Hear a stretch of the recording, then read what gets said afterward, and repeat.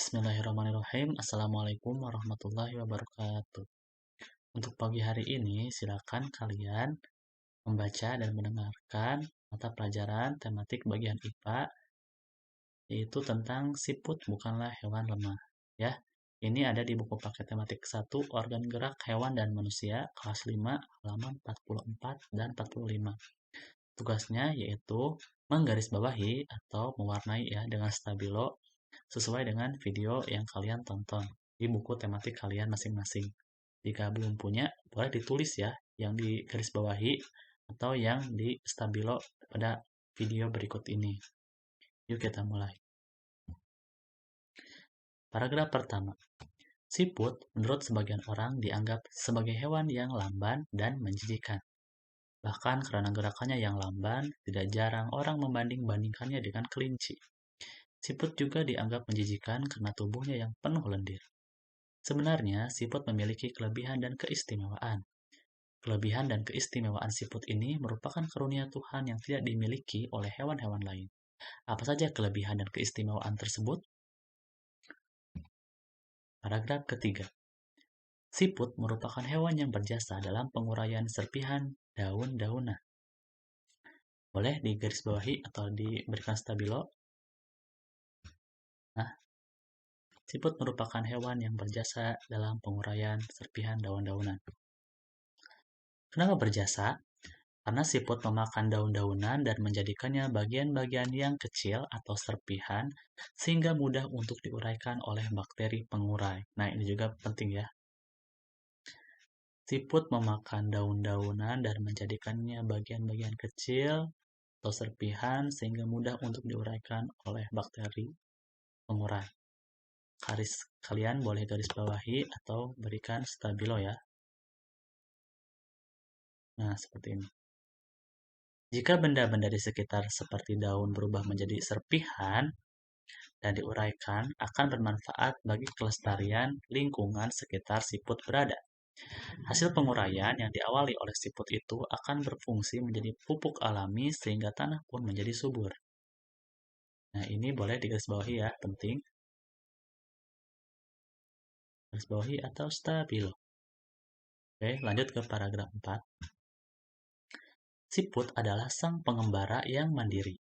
Meskipun siput berjalan lamban, namun siput memiliki stamina yang sangat bagus. Daerah pengembaraan siput pun sangat luas. Pengembaraan siput dimulai sejak siput menetas. Setelah menetas, siput langsung mandiri. Siput tidak lagi terikat dan bergantung pada induknya. Nah, ini boleh ya digarisbawahi. Pengembaraan siput dimulai sejak siput menetas. Setelah menetas, siput langsung mandiri. Siput tidak lagi terikat dan bergantung pada induknya. Boleh digarisbawahi ya, atau dikasih stabilo. Lanjut ke paragraf 5. Siput memiliki pertahanan diri yang baik dalam beradaptasi dengan lingkungan dan mempertahankan diri dari serangan predator. Meskipun tubuhnya lunak, namun tubuh siput memiliki lendir. Lendir ini berfungsi sebagai minyak pelumas dan pelindung bagi tubuhnya ketika berjalan di permukaan. Jalan sekasar apapun dan material apapun akan mudah dilalui tanpa tubuhnya terluka. Selain itu, siput juga dikaruniai Tuhan dengan cangkang. Cangkang ini berfungsi sebagai rumah yang memberikan kenyamanan dan keamanan bagi tubuhnya. Cangkang juga berfungsi sebagai tempat persembunyian ketika ia terancam oleh lingkungan atau predator. Meski terik panas ataupun hujan, siput tetap bisa hidup nyaman dan aman dengan cangkangnya. Predator pun akan kebingungan untuk memangsa siput, karena tubuhnya terlindungi oleh cangkang yang keras. Nah, kalian boleh menggarisbawahi ya di sini. Siput memiliki pertahanan diri yang baik dalam beradaptasi dengan lingkungan dan mempertahankan diri dari serangan predator.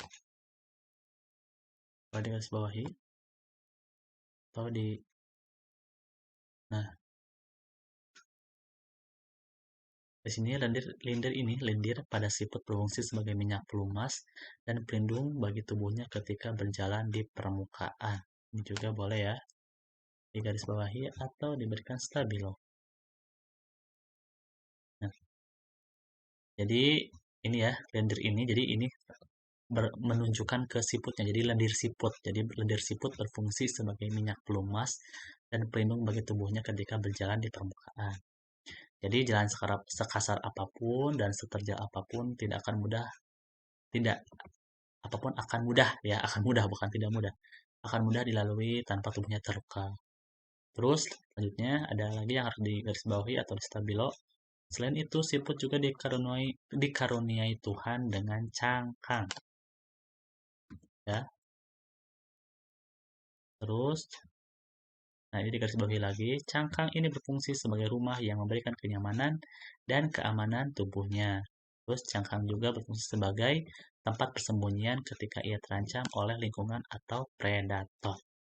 Kalian garis bawahi atau stabil? Ya, cukup sampai sana. Lalu ke paragraf terakhir, paragraf ke-6. Jadi, siput bukanlah hewan yang lemah. Siput adalah hewan yang istimewa yang memiliki banyak kelebihan.